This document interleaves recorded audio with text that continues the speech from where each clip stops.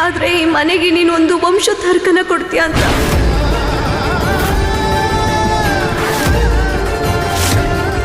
ಅದಕ್ಕೆ ನಾನು ಗಗನ್ ಅವ್ರ ಮದ್ವೆ ವಿಷಯದ ಪ್ರಸ್ತಾಪನ ನಿಮ್ಮನೆವರೆಗೂ ತಗೊಂಡು ಬಂದೆ.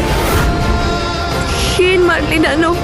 ನನ್ನ ಮನೇನ ನನ್ನ ಗಂಡನೇ ಹೇಗೆ ಬಿಟ್ಕೊಂಡೆ ನಾನು? ಅದೇ ಅಲ್ವಾ, ಅವರು ನಿಮ್ಮ ಗಂಡ ಮತ್ತೆ ನನಗೆ ಸುಳ್ಳು ಆಶ್ವಾಸನೆ ಕೊಟ್ರಿ, ಅವರು ನನ್ನವರು ಅಂತ. ಒಬ್ಳು ಹುಡುಗಿ ಅವಳ ಜೀವನದಲ್ಲಿ ಒಬ್ರನ್ನ ಮದ್ವೆ ಆಗಕ್ಕೆ ಒಪ್ಕೊಂಡ್ಲು ಅಂದ್ರೆ ಅವರನ್ನೇ ಅವಳು ತನ್ನ ಸರ್ವಸ್ವ ಅಂತ ಅನ್ಕೊಂಡಿರ್ತಾಳೆ. ಆದ್ರೆ ನನಗೆ ಗೊತ್ತಿರ್ಲಿಲ್ಲ ಯಾರನ್ನ ನನ್ನ ಸರ್ವಸ್ವ ಅನ್ಕೊಂಡಿದ್ನೋ ಅವರು ಮೊದಲೇ ಇನ್ನೊಬ್ರಿಗೆ ಸರ್ವಸ್ವ ಆಗಿದ್ದಾರೆ ಅಂತ. ಇಲ್ಲ, ನಾನು ಮನೆಗೆ ಹೋಗಕ್ಕಾಗಲ್ಲ. ನನ್ನ ಮನೆಗೆ ವಾಪಸ್ ಹೋಗ್ಬೇಕು. ಪೂಜಾ, ಅರ್ಥ ಮಾಡ್ಕೊ. ನನ್ ಸುಳ್ಳು ಹೇಳೋದಕ್ಕೊಂದು ಅನಿವಾರ್ಯ ಇತ್ತು. ಆದ್ರೆ ಇನ್ನೊಂದ್ಸರಿ ನನ್ನ ಹತ್ರ ಮಾಡೋದಿಲ್ಲ. ಆದ್ರೆ ಇವತ್ತು ಎಲ್ಲ ಸತ್ಯ ನಿನ್ ಮುಂದೆ ಬಂದಿದೆ ಅಲ್ವಾ ಪೂಜಾ? ಆದ್ರೆ ಎಲ್ಲ ನಿನ್ ತಿಳಿಸ್ತಾ ಇದ್ದೀನಲ್ವಾ ಪೂಜಾ? ಯಾರೋ ಒಬ್ರು ಮತ್ತೊಬ್ರಿಗೆ ತಮ್ಮ ಮನ್ಸಲ್ಲಿರೋ ಮಾತನ್ನೆಲ್ಲ ತಿಳಿಸ್ತಾ ಇದ್ದಾರಲ್ವಾ? ಹಾಗಾದ್ರೆ ಅದನ್ನ ನೀನು ಅರ್ಥ ಮಾಡ್ಕೊಬೇಕಲ್ವಾ? ಒಂದ್ ವೇಳೆ ನೀನೇನಾದ್ರೂ ಇಲ್ಲಿಂದ ಹೊರಟೋದ್ರೆ ಅವರು ಇನ್ನೊಬ್ರು ಪೂಜನ್ ಕರ್ಕೊಂಡು ಬಂದ್ಬಿಡ್ತಾರೆ. ಬರೋ ಅಂತ ಹೊಸ ಹುಡುಗಿ ನಿಂತರ ಒಂದೇ ಸಾರಿ ಮನೆ ಬಿಟ್ಟು ಹೋಗೋದಿಲ್ಲ. ಅವಳು ತುಂಬಾ ಸಂತೋಷದಿಂದ ಈ ಸಂಬಂಧನ ಒಪ್ಕೊಳ್ತಾಳೆ. ಆಮೇಲೆ ನನ್ನ ಜೀವನ ಏನ್ ಪೂಜಾ? ಆಮೇಲೆ ಆ ಹುಡುಗಿ ಏನ್ ಗೊತ್ತಾ? ನನ್ನ ಗಗನ್ ಅವ್ರ ಜೀವನದ ಮಾತ್ರ ಅಲ್ಲ, ಮನೆಯಿಂದನೇ ಓಡಿಸ್ಬಿಡ್ತಾಳೆ. ನನ್ನಿಂದೆಲ್ಲ ಅಧಿಕಾರನೂ ಕಿತ್ಕೊಂಡ್ಬಿಡ್ತಾಳೆ. ನಿನ್ನ ಹಾಗೆ ನನಗೆ ಯಾವ ದಾರಿನೂ ಇರೋದಿಲ್ಲ, ಯಾವ ಉದ್ದೇಶನೂ ಇರೋದಿಲ್ಲ. ಹೋಗ್ಲೇಬೇಕಾಗತ್ತಾನು. ನನಗೂ ಬರೀ ನನ್ನ ತಾಯಿ ಒಬ್ಬರೇ ಇರೋದು. ಒಂದ್ ವೇಳೆ ಈ ಮತ್ತೆ ಮುರಿದ್ರೆ ನನ್ನ ತಾಯಿ ನೃತ್ಯನೂ ಹೊರಟೋಗುತ್ತೆ. ಆಮೇಲೆ ಅವ್ರನ್ನ ನಾನು ಜೀವನ ಪರ್ಯಂತ ಕಳ್ಕೊಳ್ಬೇಕಾಗುತ್ತೆ.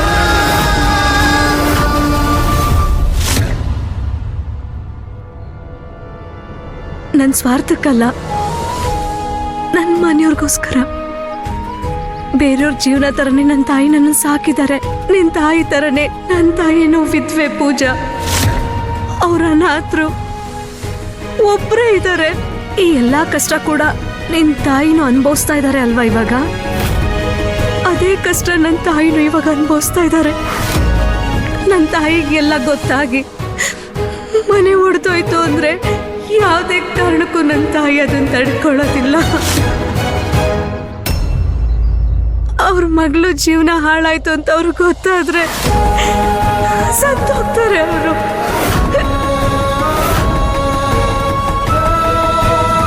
ನನ್ನ ಮೇಲೆ ನಂಬಿಕೆ ಇಡೋ ಪೂಜಾ. ಅವ್ರಿಗಿರೋ ಒಂದೇ ಒಂದು ಭರವಸೆ ಅಂದ್ರೆ ಅವ್ರ ಮಗಳು ಎಲ್ಲೋ ಒಂದು ಒಳ್ಳೆ ಜಾಗದಲ್ಲಿ ನಗ್ನಗ್ತಾ ಬದುಕ್ತಿದ್ದಾಳೆ, ಸಂತೋಷವಾಗಿದ್ದಾಳೆ, ಒಂದೊಳ್ಳೆ ಕುಟುಂಬನ ನಿಭಾಯಿಸ್ತಾ ಇದ್ದಾಳೆ. ಒಂದ್ ವೇಳೆ ಅವ್ರಿಗೆ ಅವ್ರ ಮಗಳು ಜೀವನ ಹಾಳಾಗಿದೆ ಅಂತ ಗೊತ್ತಾದ್ರೆ ಅವ್ರು ಯಾವುದೇ ಕಾರಣಕ್ಕೂ ತಡ್ಕೊಳ್ಳೋದಿಲ್ಲ. ನನಗ್ ಸ್ವಲ್ಪ ಸಮಯ ಕೊಡು ಪೂಜಾ. ನಾನು ಎಲ್ಲ ಸರಿ ಮಾಡೋದಕ್ಕೆ ತುಂಬಾ ಪ್ರಯತ್ನ ಪಡ್ತೀನಿ.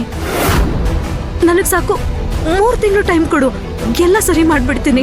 ನೀನೇನ್ ಹೇಳ್ತೀಯೋ ಅದು ನಿನ್ ತಾಯಿಗೋಸ್ಕರ. ನಿಂದೇನ್ ಕನ್ಸಿದೆ ನೀನೆಲ್ಲ ಕನ್ಸ್ಗಳನ್ನ ಪೂರ್ತಿ ಮಾಡೋದಕ್ಕೆ ನಾನು ತುಂಬಾ ಪ್ರಯತ್ನ ಪಡ್ತೀನಿ. ನೀನು ಯಾವತ್ತೂ ಅನ್ಕೊಂಡಿರ್ಬಾರ್ದು. ಏನ್ ಹೇಳ್ತಾ ಇದ್ದೀರಾ ನೀವು? ಯಾರೋ ಒಬ್ರು ಬೇರೆ ಯಾರೋ ಇನ್ನೊಬ್ರ ಹತ್ರ ತಮ್ಮ ಜೀವನನ ಉಳಿಸ್ಕೊಳ್ಳೋದಕ್ಕೋಸ್ಕರ 3 ತಿಂಗಳು ಸಮಯ ಕೇಳ್ತಾ ಇದ್ದಾರೆ. ಪೂಜಾ ಪ್ಲೀಸ್, ನನ್ನ ಜೀವನ ಉಳಿಸ್ಕೊಳ್ಳೋದಕ್ಕೋಸ್ಕರ 3 ತಿಂಗಳು ಸಮಯ ಕೊಡು.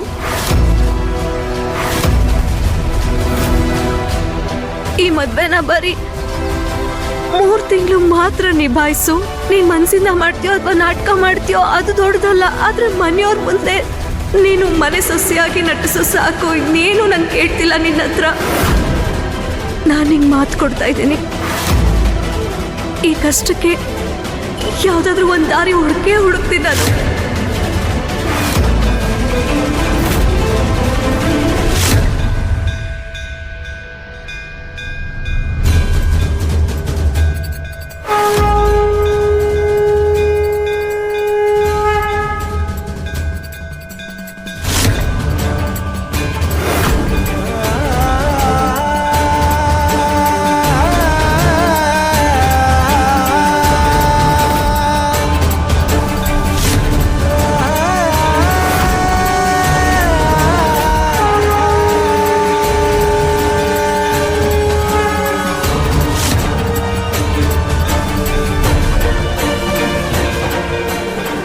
ಅಮ್ಮ ನಿನ್ ಮುಂದೆ ಇವತ್ತು ನನ್ನ ಮನಸ್ಸಾಕ್ಷಿಯಾಗಿ ನಾನು ನಿನಗೆ ಭಾಷೆ ಕೊಡ್ತಾ ಇದ್ದೀನಿ.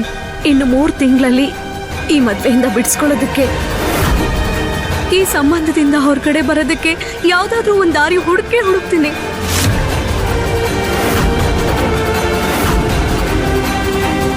ಗಗನ್ ಅವ್ರ ಬಗ್ಗೆ ನಾನು ತುಂಬಾ ಅರ್ಥ ಮಾಡ್ಕೊಂಡಿದ್ದೀನಿ. ಇನ್ನು 3 ತಿಂಗಳವರೆಗೂ ಅವ್ರು ನಿನ್ನನ್ನ ಮುಟ್ಟದೇ ಇರೋ ಹಾಗೆ ನಾನು ನೋಡ್ಕೊಳ್ತೀನಿ. ಈಗಲಾದ್ರೂ ನೀನು ನನ್ನ ಮೇಲೆ ಇಷ್ಟ ಆದ್ರೂ ನೀನು ನನ್ನ ಮೇಲೆ ಭರವಸೆ ಇಡ್ತೀಯಾ? ಈ ಮಾತನ್ನ ನಾನು ಹೇಗಾದ್ರೂ ಮಾಡಿ ಉಳಿಸ್ಕೊಳ್ತೀನಿ.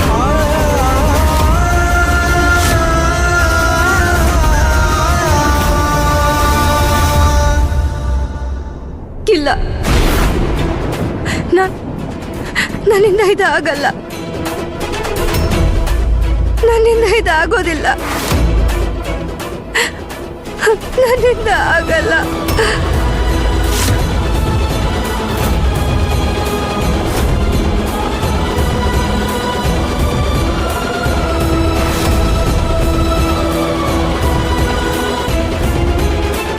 ಇಲ್ಲ,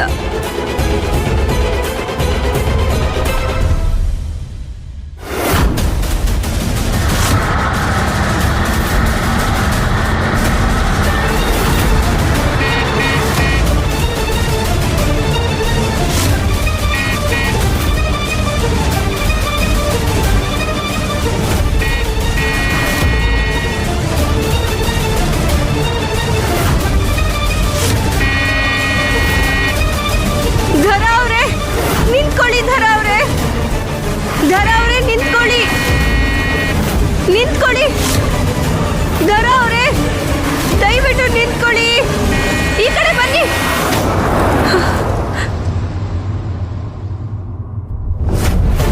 ಯಾಕೆ ಕಾಪಾಡ್ದೆ ನಿನ್ನನ್ನ? ಬಿಟ್ಬಿಡ್ಬೇಕಿತ್ತು, ನಾನು ಸತ್ತೋಗ್ತಿದ್ದೆ. ನನ್ನ ತಾಯಿ ನನ್ನ ಮೇಲಿರೋ ಜವಾಬ್ದಾರಿ ಇಲ್ಲ. ಏನಾದ್ರೂ ಆಗ್ಲಿ, ನನ್ನ ಸಾಯಕ್ ಮುಂಚೆನೆ ಎಲ್ಲ ಆಗುತ್ತಲ್ವಾ? ನಾನು ಬದುಕಿರುವಾಗ್ಲೇ ನನ್ನ ತಾಯಿ ನನ್ನ ಕಣ್ ಮುಂದೆ ಸಾಯ್ದನ್ನ ನನ್ನ ಕೈಲಿ ನೋಡಕ್ಕಾಗಲ್ಲ ಪೂಜಾ, ನನ್ನ ಕೈಲಾಗಲ್ಲ ಪೂಜಾ. ದಯವಿಟ್ಟು ನನ್ನ ಮಾತು ಒಪ್ಕೋ ಪೂಜಾ.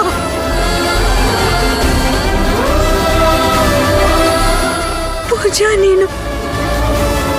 ನೀನು ನನ್ನ ಕುಂಕುಮ ಉಳಿಸೋ ದೇವತೆ. ನೀನ್ ಯಾಕೆ ನನ್ನ ಮನಸ್ಸಿನ ಭಯನ ಅರ್ಥ ಮಾಡ್ಕೊಳ್ತಿಲ್ಲ?